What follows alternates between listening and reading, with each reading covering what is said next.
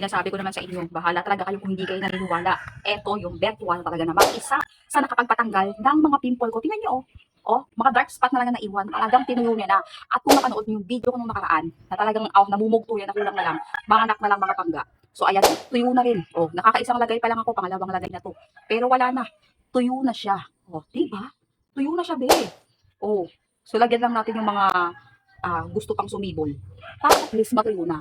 Highly recommended ko to sa may mga pimple. Kung wala kang pimple, wala kang acne, huwag mo itong gamitin. Eto pa, highly recommended ko dito sa mga melasma.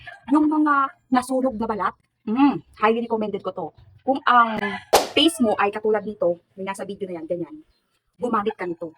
Gumamit ka tuwing umaga, pagkatapos mo maghilamos o pagkatapos mo maligo, gumamit ka nito. Sa gabi, bago ka matulog, gumamit ka rin.